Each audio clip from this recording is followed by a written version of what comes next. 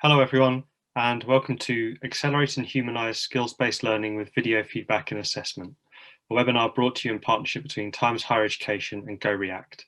My name is Alistair Lawrence, I'm the Special Projects Editor at CHE, and I'm delighted today to be joined by an international panel of experts from higher education and industry, who are Joel Backstrom, University Lecturer in the Department of Linguistics at Stockholm University, Josh Butler, Vice President of Business Development at GoReact, Dara Murray, Assistant Professor in the Division of Nursing at the University of West Alabama, Dot Powell, Director of Teaching and Learning Enhancement at Warwick Business School, and Dijana Toknoglova, Senior Director, Department of Translation Studies at the University of Vienna. Universities' mass migration online during the past year has both accelerated and introduced new ways of teaching and learning. Among these is video feedback and assessment, a flexible tool that can be integrated into a wide variety of disciplines, several of which our panel will speak about today. Before we start the main discussion, I'd like to hand over to Josh Butler, who's going to tell us how GoReact partners with universities around the world to help them increase and diversify their online teaching and learning provision. Josh? Thank you, Alistair. Thank you, everybody, for joining, and thank you for being here. There are so many things happening in the world, whether it's personal and professional and all other things, that we're so glad to have you join this session. And we hope that you feel a lot of value and see the value of what we're doing and what these speakers will speak about. As Alistair mentioned, I run all of the partnership work, all of our scaled up integrations, and all of the work that we do when it comes to using GoReact across so many different disciplines. And maybe to give you a little bit of background that should be just concise enough to provide a foundation for the conversation. We have been doing this for quite a while, and we've seen so much happen even in the last year or two that have accelerated what we do.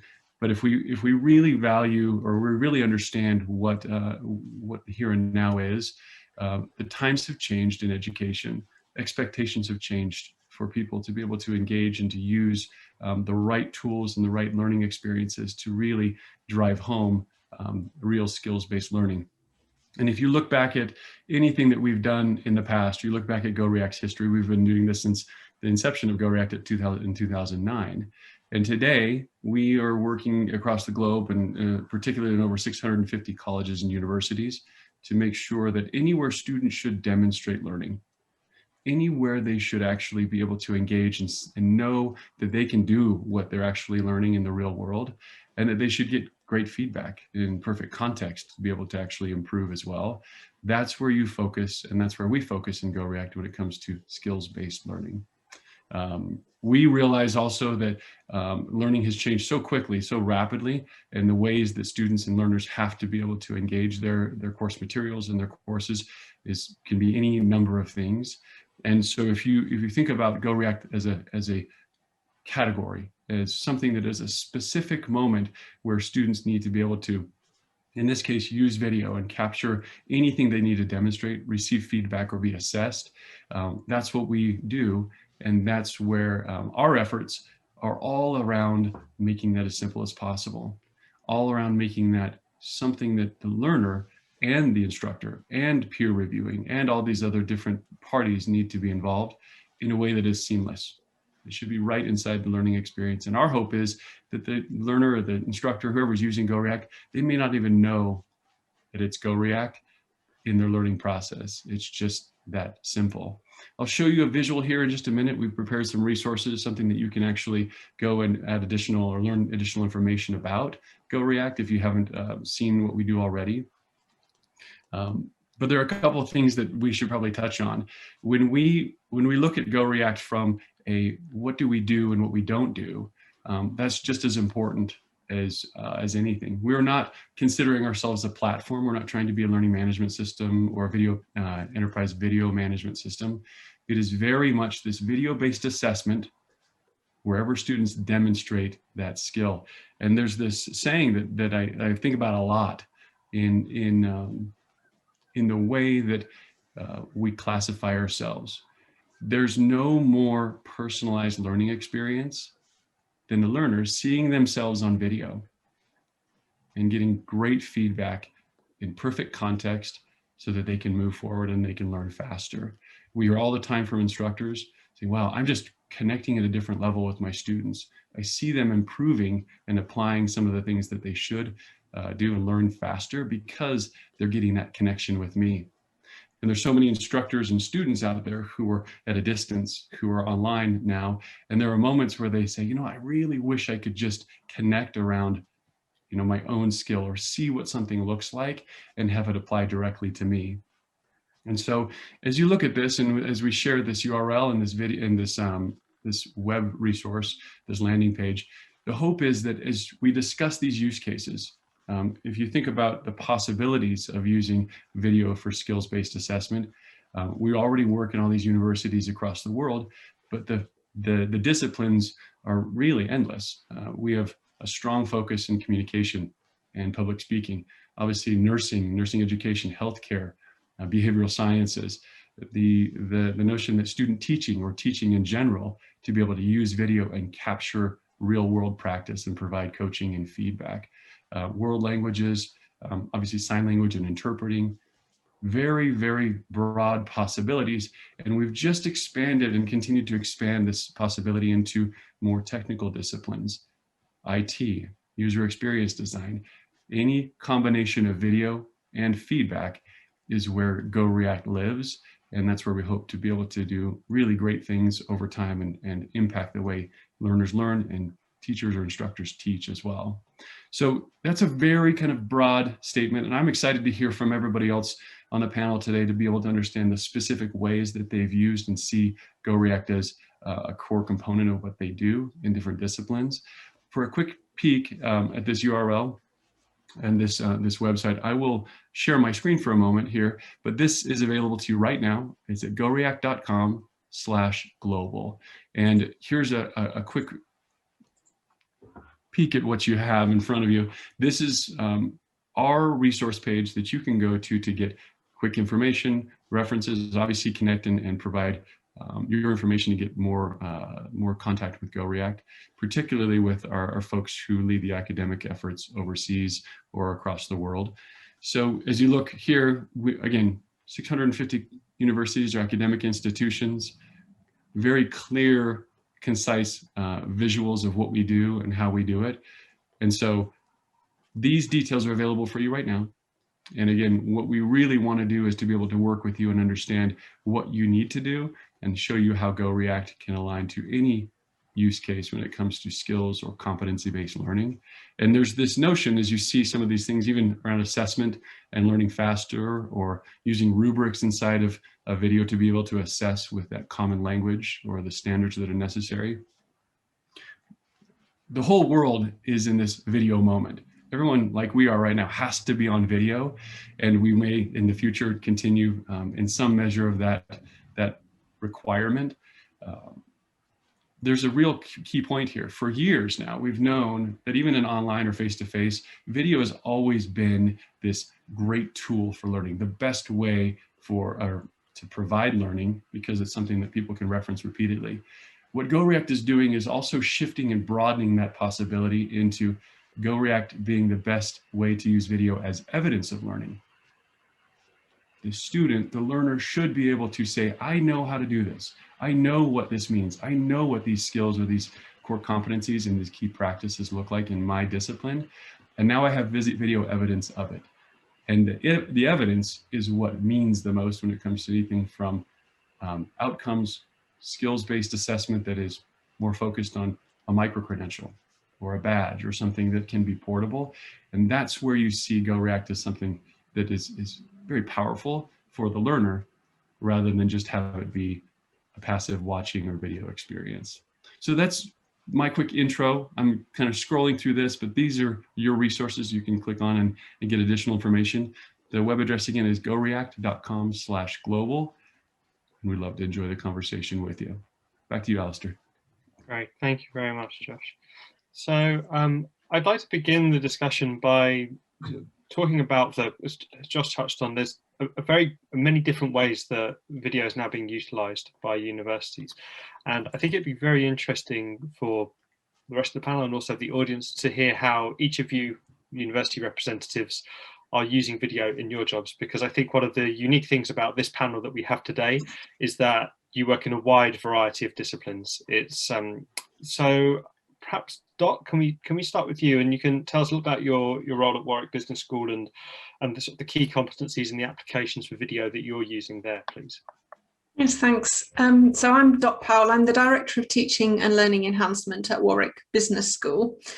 And our main interest in using GoReact is about developing presentation skills. So business students at all levels need to present, and we have large undergraduate cohort, up to sort of 700 students per year, and equally large postgraduate and MBA cohorts, each of those needing to develop their presentation skills, because we know from research that businesses need the soft skills as well as the knowledge and understanding that we develop. So I sort of latched on to GoReact probably 3 or 4 years ago, before even thinking about things like the pandemic, and the fact that what students need is to be able to see themselves present, and that gives such a great sort of teachable moment, because if you can provide feedback at the point that they say something or make a gesture or look at the floor, then that's the moment that you can really catch them. And we found that with students to be a really effective thing. So we generally use it with group work, with group presentations, some small individual presentations as well. And we use the facility for the tutor to make comments on the video, which appear time-stamped on the recording of the presentation, so the students can go back and see the comments on exactly the place that the tutor saw whatever feature they wanted to comment on. How has it changed the collaboration between both staff and students, and perhaps peer groups of students as well, who are using video tools? What's been really interesting has been the response from the students to the comments. So it's a feature that we weren't really pushing. We weren't really making it particularly noticeable to the students, that when they receive a comment from their tutor, they can then respond back to the tutor. They can react to what the tutor has said. And we did get students saying, yes, you're absolutely right, I did make that mistake, I did look at the floor, I won't do that again. And almost sort of setting up a dialogue with the tutor, which we found was really interesting. And also, as Josh was mentioning, sort of evidence of learning, evidence that people have really cottoned on to something that they need to change. Great, thank you very much. Dara, can I come to you next, please? Just tell me, you come from a very different discipline. You work in nursing, and so I imagine the application for video is slightly different in terms of the curricula that you offer. Can you give us a little bit of an overview about that, and then perhaps also if you could tell us how it's changing collaboration in your field as well? I think it'd be interesting to see that contrast. Sure, absolutely. And of course, we are different just because we're nursing and we're more, we're focused on healthcare and safety and student competencies more so. The primary way that we use GoReact in our program is through the evaluation of skills. There are certain psychomotor skills that nursing students are expected to be competent in performing before they go into a clinical setting and perform them on actual real life patients. So that's our primary use. We teach the skills, and then the students use GoReact to go into our laboratory setting, and they record themselves. They watch their video. They use a student rubric in GoReact to evaluate themselves. So they do a self-evaluation before they submit. And that gives them an opportunity to grade themselves and identify mistakes that they're making. And then they submit to us and we grade. We use it for physical assessment. Just a few examples of the skills that we grade: physical assessment, IV catheter insertion, urinary catheter insertions.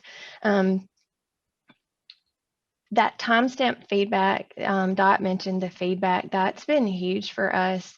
When you're evaluating a skill in person, face to face, and we did it that way for a long time, you don't interrupt the student when they make a mistake. You let them finish the skill, and then you try to go back and you try to talk about it after the fact and give them feedback. But to be able to pause that video at the moment that the error occurred and then be able to go back with that student. Most of the time they see it themselves. They see that mistake and they realize what they did, and they're able to go back and fix it on their own. And if they still don't understand, that video gives me an opportunity as an instructor to pull it up and go over it with the student and say, see right here, that's where you contaminated your sterile field. That's where you made a mistake, and let's learn how to fix that. And then aside from critical skills, we've also used the product for assignments. Our pharmacology instructor is actually using it right now. She has created an assignment for her students in that course. They're creating drug commercials. They pick a pharmaceutical and they're creating a commercial, and they're posting it in GoReact, and they have to respond to at least 2 other classmates' videos, and so that was a fun learning activity that she was able to use it for, to just kind of make sure that they're learning those medications in a fun and interactive sort of way. But those are just a couple of examples. I hope that's what you were hoping to. Yeah, no, it's really interesting to see the breadth of application that it has across what you're doing. One other thing I wanted to ask, because you are a STEM subject, I wondered how much have you been impacted by the lockdown measures? Because when I've interviewed university leaders over the past year or so, it tends to be people from STEM disciplines who still have some limited capacity to teach students on campus. Yes, we did. And GoReact helped us. It saved us a little bit when we were on when we were in complete quarantine and we were unable to come to campus. We were able to, especially physical assessment, things that they just need their stethoscope and they need, someone in their home. We did assignments where they were able to complete them from wherever they were. We were able to still interact. Some of our vendors, some of our product vendors, as far as equipment, have created some little small things that they can take home and actually do injections. We prepared kits with syringes and IV catheters that they were able to take home, and we were still able to teach and evaluate in that remote learning environment. I think that I hope that we're back on campus, but if not, it definitely provided us an avenue to continue teaching those skills that we needed to teach and evaluate them as well. Brilliant, thank you very much. Joel, I'd like to come to you next, if possible, please. Your background's in sign language teaching, and we're also joined today by a couple of interpreters for Joel, Jonas and Dan, so thank you for your help today, guys. Joel, if you could perhaps tell us what the applications have been in your field and how it's been impacted in the past 12 months.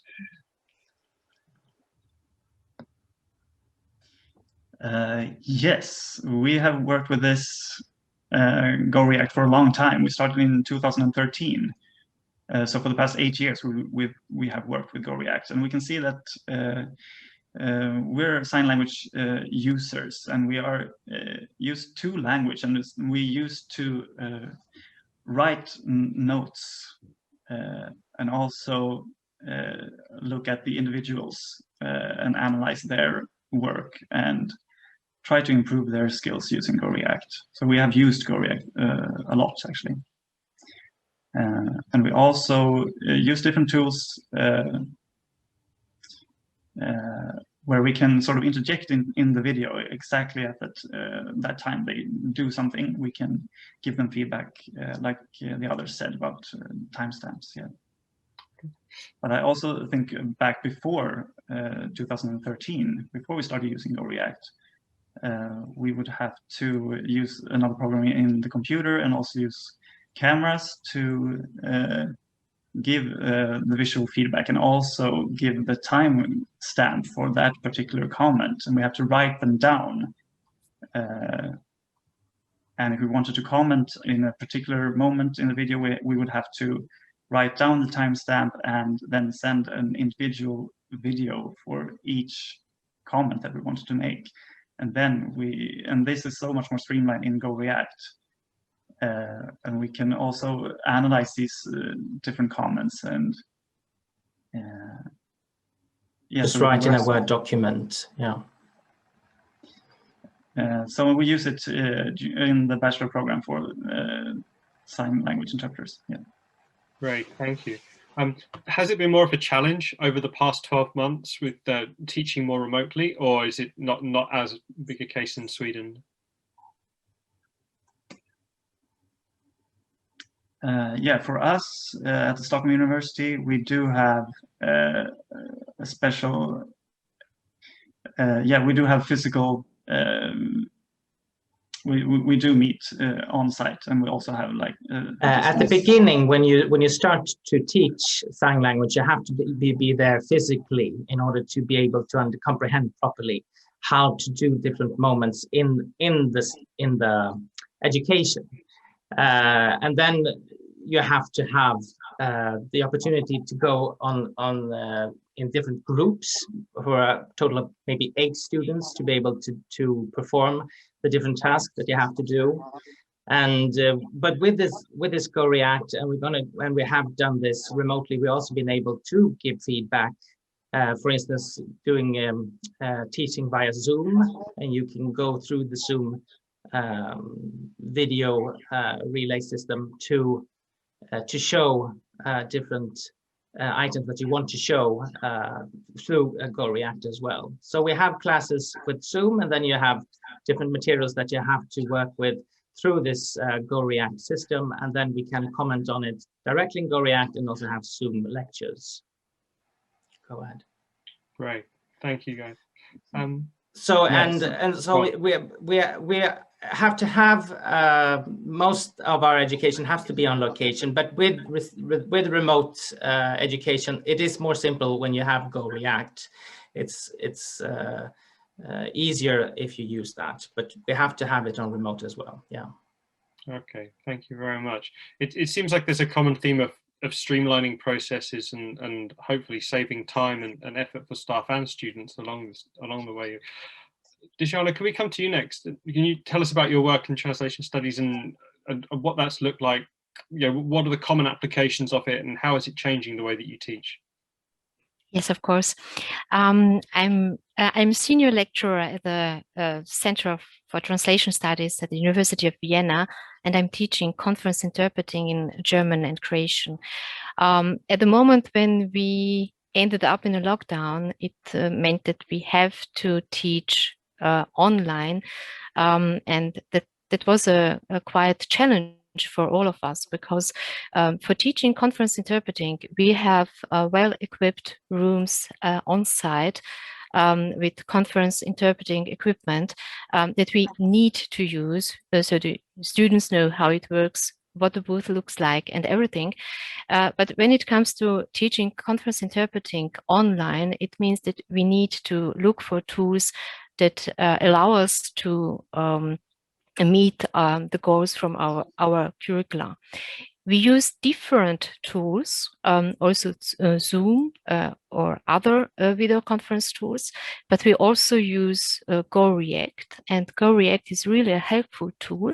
We use it for for different assignments for students. Our main interest in using GoReact is in giving feedback to our students. For us, it is very important to listen to our students parallel to the original speech. So we need original speech and the interpretation of our students to be able to assess their performance, and that's something that GoReact give us as an option. We also use it in a combination with virtual conferences because GoReact has this option of live review. So it means that GoReact is a kind of virtual booth, conference booth for our students who can interpret, and they know at the same time there is someone out there listening to them. So it encourages them to give the best performance they can do at that moment, and they know they are going to get feedback. Feedback is very important. On the one side, GoReact give us the option to give very individual feedback to everyone's student, Time-coded means also that the student have the feedback in a context. Usually in a regular class, we do not interrupt our students when they are interpreting. So it means we note down all the comments and give the comments and feedback afterwards. Now, every student can get individual comments and feedback time-coded. And afterwards, we also meet in a video conference for more general comments that are not for one student, but the comments about interpreting technique or other aspects of conference interpreting that are important for all of them. Okay, thank you very much. We've had a few questions from the audience. So there's about 200 people joining us. So thank you very much to everyone for tuning in. But we've had a few questions that have been along the same lines, which are about managing the cultural shift to teaching and assessing via video, and the fact that some students may feel self-conscious by observing themselves on video, and that in some cultures it may just be a case that not turning a camera on is more normal when you are communicating with people online. I wanted to ask a question to the panel in general, if they've had any sort of cultural or integration problems where just getting students to adopt this as a mode of teaching and learning has meant they've had to overcome some anxiety, and if so, how they've addressed that with their students.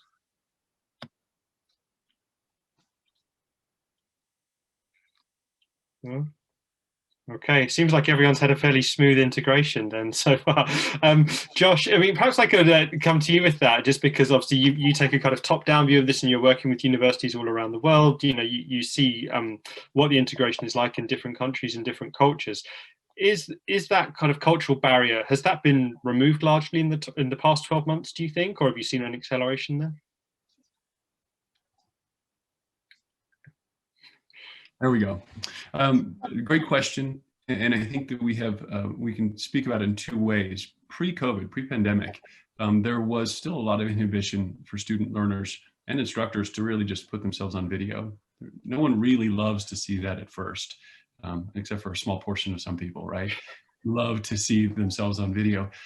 And yet, when we look at the pandemic and COVID as an accelerant of the change that was required, we're all on video. And sometimes I'm on Zoom calls like this, where there may be a fraction of people that are not on video, but it's only because they can't really show themselves in the right light for that moment. So it's very common for people to see themselves and use video. And so the cultural shift, we go to that, it does vary, and it does cause some challenges sometimes. And yet what happens is, once people are able to get over that, there's this moment of realization where, you know what, that is me, and that's what I look like. And I need to be able to look at that from a way to learn from what I can do, rather than feel like I'm my worst critic or other people might be criticizing me. And there's this term that we really try to emphasize in the work with our universities, especially at scale. And they're always asking us, we want this to be authentic. We want authenticity in the way we see our students, the way we assess their disposition to do certain things, their abilities to progress. And we want to connect with them in an authentic way that they can feel, even though we may be at a distance, that they can actually say, wow, that was really insightful. And maybe some of the comments we've talked about today of being able to be provided time-coded feedback, or all these resources, those feedback moments aren't just text. That's the instructor also saying, instead of a text comment, which I know is good, a better way to give this student feedback is in a video. I want to give a 10-second video clip to say, you know what, this is great. I would have asked a question right here, or I would have signed this way differently. And those are moments where students say, wow. The funny things we see at the macro scale is, we hear a lot from instructors and students alike that say, the best part I liked about the feedback I got is that I could act on it, but when my instructor gave me a feedback, I heard their dog barking in the background. I heard real life happening while I got a video comment from my instructor that was 10 seconds, and they actually showed me what I could have done different. And that video, that picture worth 1,000 words, couldn't be more evident or more clear than when you use GoReact. So there is a cultural shift, and yet we're really working hard on our end to help programs at any stage of adoption to zero in on what they need to do, and to really make it so simple that it's a natural extension of what they're doing already. And that first exposure to GoReact is maybe a little bit thought-provoking for the student or the instructor, and then they get really comfortable with it. Then they get really excited to be able to do it and have it be something that's more focused on them rather than criticism or scrutiny. It's growth and facilitation and coaching. That's what we love to do. Does that help, Alistair? Yeah, no, that's great. Thank you, Josh. I appreciate it's not a process that happens overnight. So it's something that you will, you're gradually working with people to change the way that they learn and they teach and that they're assessed. Dot, you got your hand raised. If I come to you, you can give us your thoughts. Yeah, I think that some of it is about managing the process up front. So it's about communication. And so I'm speaking mainly about in face-to-face teaching contexts where we would be putting a video camera in a classroom and videoing a group. We'd be letting them know in advance that that was going to happen, because there would be data protection issues about us capturing recordings with, face and personal being one of the personal characteristics that would be covered in GDPR. We've had to create consent forms that we use with students, but that all makes part of a process, which means that the students are well aware of what's going to happen in advance, and we also sell the benefits. I think partly as well, it's because of the contexts that we're all in. The things we are capturing are very visual things. It's very obvious why you would want to capture that in a video.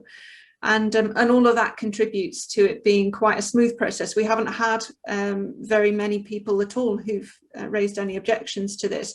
And we've also found that if we fail to let the students have access to their videos swiftly, they will be getting in touch with us and saying, where's my video? We want to see the video. We really want to see the video. And the reason we have delayed sometimes is if we've got moderators who need to see videos before we can release marks to the students, we might have a little bit of a delay. But they're very excited to see the video and the feedback that goes with it. Great, thank you. Yes, Josh. And maybe, and I love that Dot, that eagerness by the student, right? And we've mentioned commented feedback or time-coded feedback. We've also mentioned the ability to use rubrics as a student or as an instructor or reviewer. There's this moment of, I want to see that video. And then there's the commentary of, well, I know I need to see what people said so I can improve or change or, see even my grade. And if you're looking at a rubric, and as you see GoReact, and we could, we'll give you a better look at this whenever you like, if you'd like to see what it looks like. But there's a moment where a student may be seeing their video and then they see the comments and then they actually see the rubric that's used. And sometimes it's the first time the student knows the difference between one score and a different score for a specific competency. If it's in the speech mechanics of their public speaking, if it's a proficient versus good, that may be the first time they know the difference, and they know the common language, they know the references.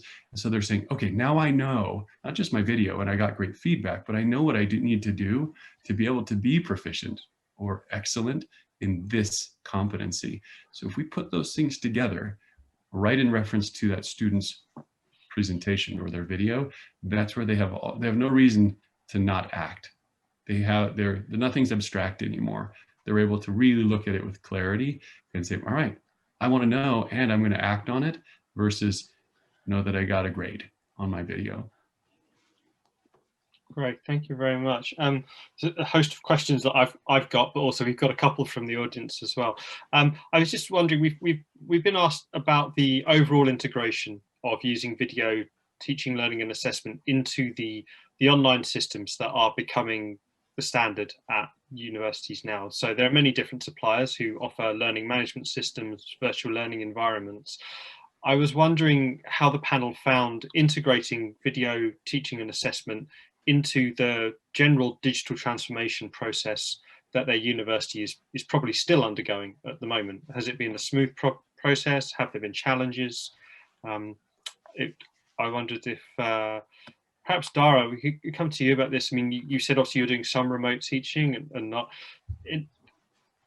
has it been a fairly smooth process to integrate video teaching, learning and assessment into the other digitization processes that are probably ongoing, I guess, at your university? Honestly, it was not hard for us. We did already have GoReact in place before the pandemic, so our students were familiar with how to use the product beforehand. So that was not hard for us. And if I think back to when we first began using GoReact, it was very simple for the instructors and the students. We do occasionally have students who have some anxiety about the technical side of it. We have, you know, students who are not as efficient with technology. That I would say that's the only part that is a little bit difficult for us, and we have to work with those students. They usually quickly see that it is not difficult to use and it is user friendly. So we can usually overcome that fairly quickly. But that is usually the main source of anxiety that we get for students, is if a video does not upload correctly the first time. But as far as integrating it into our program, it was a very smooth transition. We've had a lot of support from GoReact. We also, you know, talked to some other programs that were using it to make sure that we were doing it the right way. I think planning that integration is very important for a program, and not just jumping into it. Here it is, we're going to use it, but some real thought and planning into best practices and how to use that, and how your program wants and needs to use it, and how it will best benefit your students. Okay, great, thank you. Joel, I wanted to ask you just about how I mean, I appreciate you've been using this technology for a long time. So I imagine that the adoption and the integration model was fairly straightforward for yourselves. But I wanted to know how the requirement for sign language, the teaching and learning, is changing now that we are spending more of our time online, more of our time on screens, and communicating with each other in a different way. Yeah, when it comes to the software you talk about, the smooth way to use GoReact, we have things in the cloud nowadays, so we don't have to install things in our computers. We use the cloud instead. So it works really nice when you want to connect to the GoReact tool through the internet or to the cloud. And during these 8 years, we've been using it. And when the pandemic came, it was really resourceful to have. And as you see, it is a visual language. You see me and the interpreters signing. So it's best to have a physical contact, to be in the same room, to have the eye contact with everybody in the same room, of course. But on the screen is flat as well. So it's just 2D, it's not 3D. In person it's 3D, but on screen it's 2D, so it's a bit different. The sign language looks a bit different. So when we have our classes in Zoom, we have mostly on Zoom nowadays. We also have GoReact. We still use the same kind of ways to use GoReact as we did before the pandemic. And also a part of the education is that they have to, as you say, maybe some people are afraid to use the system, but when they come here and they see for themselves, and maybe they see themselves and think, oh, I look awful. But then after a while, you just get used to it. After a few weeks, it's no problems. So to answer that prior question. So, okay, yeah. Dejana, I imagine that your discipline has been very heavily affected by, you know, the lack of physical events and other restrictions that we have at the moment. Does that change the way that you are educating people at the moment? Yes. Well, like for sign language, we need presence on site to teach conference interpreters. The conference interpreting competence has to be developed in different levels. So what we change, or what we see right now as an important aspect of training conference interpreters, is adding an additional layer of competence like digital competence in conference interpreting. When you cannot meet on site, you meet virtually, you meet in a conference, video conference. All the meetings have migrated to video platforms. So there is a great demand on virtual or online interpreting, but it means that adding additionally to the basic interpreting competence, our students need to learn also additional competences, how to use their technique, their competence in a new environment. What does the remote interpreting systems look like? How the communication between interpreters changes, because there are always two interpreters per language combination working at the same time, and they need to communicate with each other. In this virtual setting, they are not sitting next to each other, so there is no direct communication. So the communication setup is changing completely, and we just have to look how it's going to develop further, or once when we can meet on site, when we can meet each other physically. I wanted to ask also a quick follow-up question. Is it changing the collaboration with industry that you have as a course provider? Do you do much interaction with industry partners when you talk about conference interpreting, or is it very much taught as a discipline and then the graduates move on? I'm just thinking in the past when I've hosted previous discussions, we've done a lot of talk about how student placements in the workforce have changed dramatically over the past year for obvious reasons. I imagine that must be a real challenge for you in your field. Yes, we have there a quite different approach to it. When it comes to working together with the industry, our main goal is training for the market purposes, and we have also we do work together with big institutions, international institutions like European Union or United Nations and so on, who are also interested in students, conference interpreter students, becoming their interpreters afterwards. Okay, thank you very much. Dot, you spoke of, obviously being a business school, you sit very close to industry, and employability is a huge focus for institutions such as yourself. I had a couple of questions. One is, how has this complemented the general level of digital transformation at Warwick over the past year, the video tools that you're using now?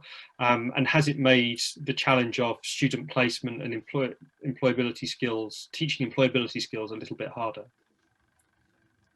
It's quite difficult to answer that question, actually, because one of the downsides of moving to online delivery of resources and modules in our area has been that people have been a bit nervous about using groups and group work. They haven't quite been able to work out how to do that. They've worried about whether students in different time zones would be able to find each other and contact each other.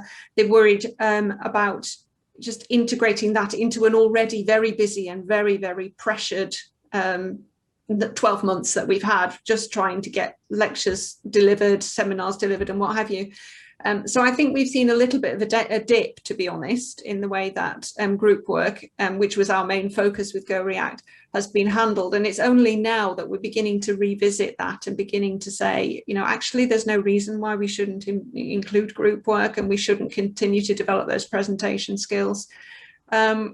So it's something that we're aware of, that we need to improve on. And I think it will be interesting to see how the students' digital skills have now changed. I don't think the concern about them finding each other and being able to work together is founded, actually. And we've had some really good examples of groups producing videos that we could actually assess using GoReact. But like many people, we have been up against it. You know, we've just been trying to do the best we can in the current situation.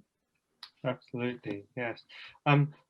Dara, I actually had one question about the sort of continual assessment and improvement. In a field like medicine, does does it become easier now with online teaching and learning to offer an easier model for upskilling and reskilling medical professionals? And do you think something like video assessment has a part to play in that? I do. I wouldn't say that it's easier now, but I do think that video assessment could be used outside of nursing education with practicing nurses or graduate students in nursing. I know that just in some research that I have done, that teacher education students use it in the classroom. I think that nursing students could use it in the clinical setting. I think that practicing nurses could use it in the clinical setting when we're talking about competencies. Most nurses have to complete yearly competency trainings or evaluations. I think that that would be effective. I think that in a time where the medical field is stretched very thin, we have a shortage of nurses in the United States, and I don't know what it looks like where you guys are, but our hospital-based educators are stretched very thin. And so I think the ability to train and evaluate nursing competencies remotely would be a tremendous impact, probably even in rural areas where access is limited. I think being able to use a tool like video feedback with skills-based competencies could be very effective. I hope that answered your question. I'm not sure if I went into the direction you wanted me to go. No, it's fine. I appreciate that. Yeah, I think the medical professionals around the world are, as you say, being stretched very thin at the moment. And at the moment, the first concern is obviously fighting the pandemic, and then on top of that, it will eventually become time to take a step back and look at how well all students are integrated into the workforce in a slightly different way, particularly to deal with staff shortages and things like that. So I very much hope that you are able to use the tools that you now have to make everyone's lives a little bit easier in that regard. Josh, I just wanted to come to you for a couple of points. One was something you mentioned right at the top about integration for micro-credentials and things along that line, and the way that assessment is changing. We're in a tremendous period of flux at the moment in higher education. It's not entirely clear around the world of what a micro-credential offering will look like. Australia have announced some plans and some integration into policy there, but the rest of the world seems to be taking more of a wait and see approach for the time being, shall we say. On top of that, it is the case of there is a recession looming and mass unemployment looming in certain sectors, unfortunately. How important is it to start thinking about quick, effective ways to get people back into the workforce and using a more agile, on-demand service that something like video can support? Yeah, it's incredibly important, and it's incredibly important that the systems of support for people to retool or repurpose or reboot some of the work that they're doing to be able to upskill in different disciplines, be at the ready to be able to support them as things shift and change so rapidly.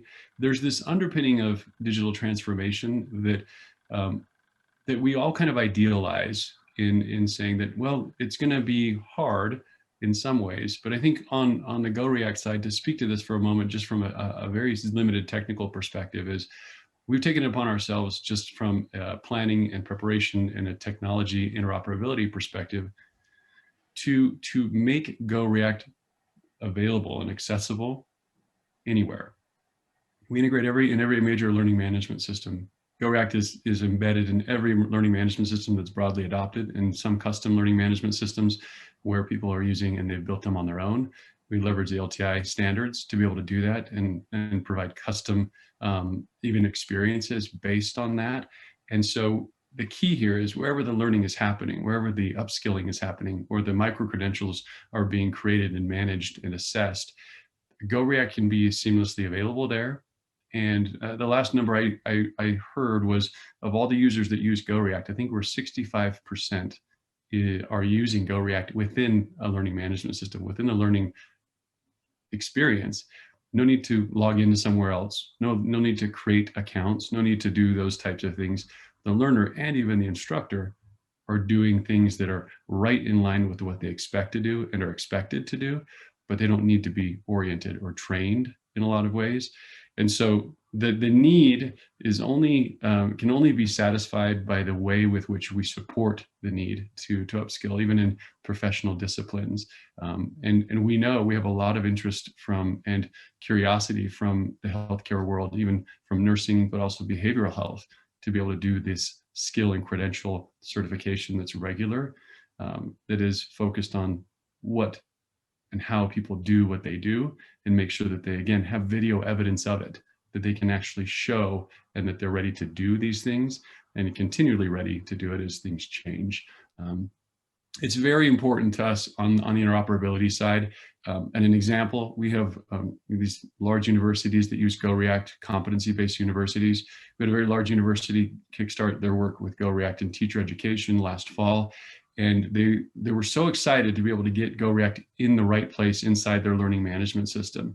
And as we kicked off, as we helped facilitate the process, the team, their first pass at using GoReact, they said, well, we want to start with using GoReact in 300 different courses with over 160 instructors or supervisors to do this work. And we said, wait, that's great, but that's a lot to start with just from a digital transformation perspective. And they said, no, because it's there, because we can design GoReact centrally, because we can allow GoReact to be in the LMS for each instructor and it's ready to use. They don't need to be trained to set things up. That's where they had great success. And it was very exciting to watch them move forward and even to see how much they could scale using GoReact, because it's interoperable in the moment. And instructors don't need to get trained to use it. They just know because it's available and ready based on the use case that they're designed to do. Great, thank you. We've got about 10 minutes left. I'm going to try and summarize some of the questions we've got from the audience. We've had a lot, which is great, but obviously we don't have time to answer all of them, unfortunately. Some of the more technical ones about GDPR in Europe and also pricing, we'll leave our colleagues at GoReact to follow up with you about those. One of the main questions that's come up is about the question of access, which is, I suppose, not just a question of having a reliable internet connection, but also having the time and space needed in order to study effectively. I was wondering if any of the panel have experienced problems with students bringing that problem to them, and if so, how their institutions have tried to make it a bit easier for students to study in this way.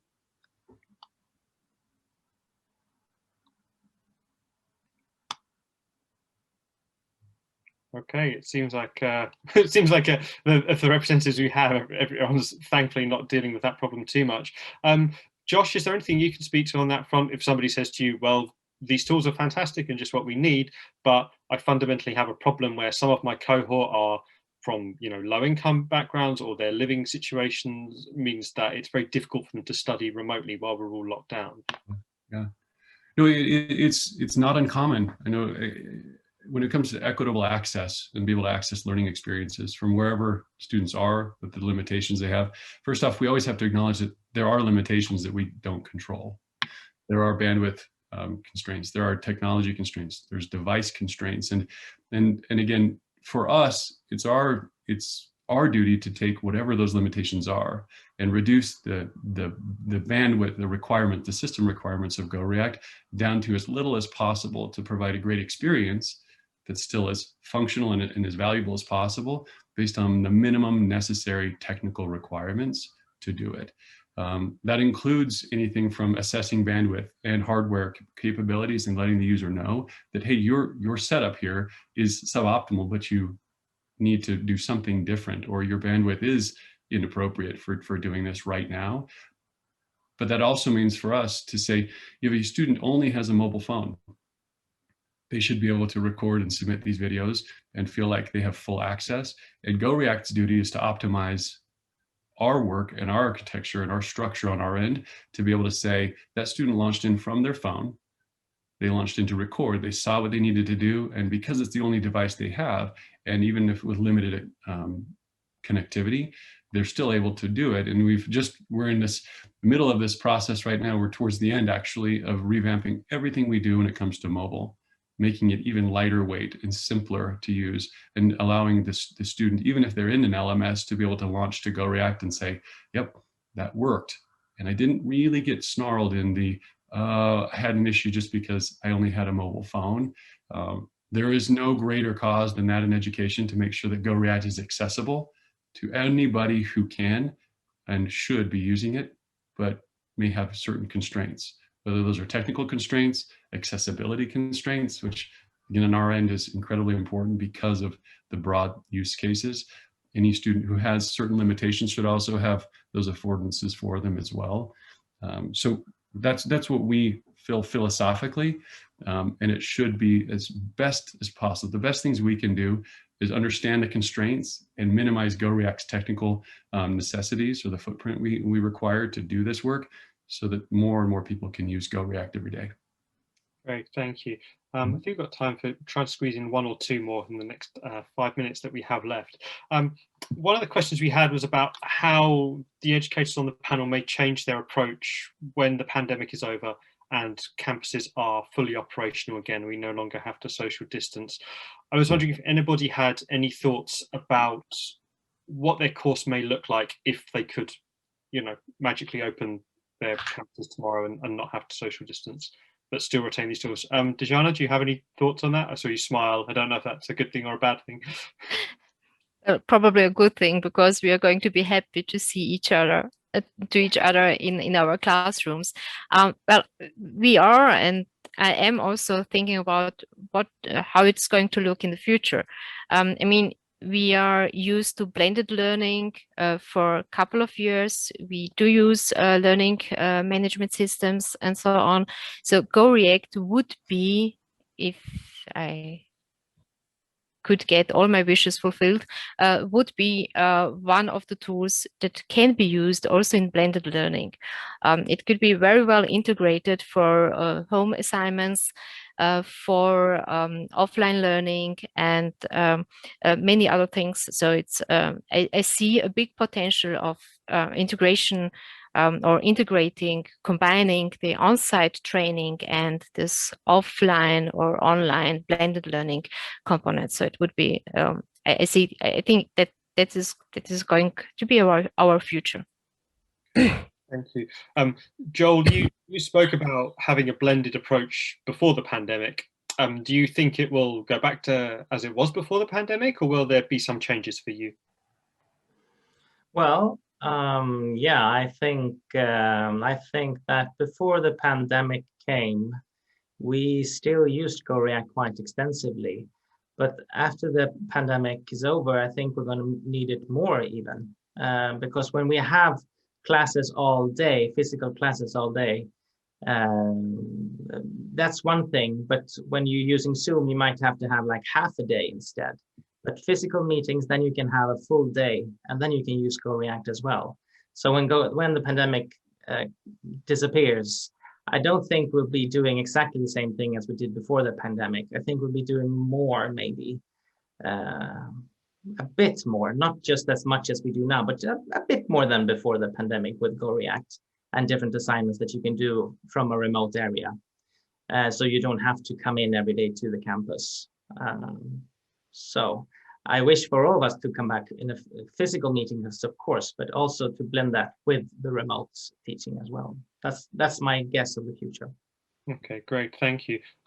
Dara, I think you may have already answered my question about this. We spoke a little bit about, you know, the need to fulfill capacity and, you know, cure things like staff shortages, offer people more flexibility in the way that they learn. I assume, again, if we're granting wishes, you would be able to, you know, have access to all of those things and also be able to keep the blend of teaching and digital and physical learning, yes? Yes, absolutely. We are actually, my students are on campus right now in a limited capacity. We have lots and lots of rules in place, and so far it has been very encouraging. We have had very few cases of COVID on campus, which has been wonderful. I guess our practices are working, but we have a lot of non-traditional students, older students who don't live on campus, And as you all were just mentioning, I think that we have learned through this process that we can use this in more ways than we were previously using it before, if nothing but to enhance the learning of those students who have children at home, students who have families and other responsibilities outside of being in our classrooms all day. I think that we have learned a lot about new and creative and flexible ways that we can not only teach, but also evaluate our students in a good quality environment. Great, thank you. I think quickly got time to come to you before we need to wrap up. I saw you nodding in agreement with Dara's point about having more applications. Is there also a case of being able to gather more quality data about how students are learning using video, that can help more in future? Yeah, I think so. I mean, the reason I was nodding was about the reference to creativity, because I think that when some of the pressure is released and we are able to go back and look at what we did, we'll find that there were lots of really creative ideas and creative things that we would want to keep using and to keep going with. And yeah, the evaluation of how people have been using video and how people have been, we've done a lot of work, for example, creating asynchronous tasks for students to use. A lot of those included an element of video, and I think there will be a real opportunity to go back then over that and single out the really great creative stuff that we could build on. Great, thank you. Well, it's nice to end on a positive note. Thank you so much. I think we've got through a lot over the course of the hour. It's been really interesting hearing about how academics such as yourself, who work in very different fields, there's a commonality to the way that you're working and the way that technology like this has supported over the past year and will hopefully be able to support you in your jobs in the future. Thank you to everyone who joined us, and thank you also to GoReact for partnering with THE for this event. I hope that we see you again at another one of our events in future. Thank you.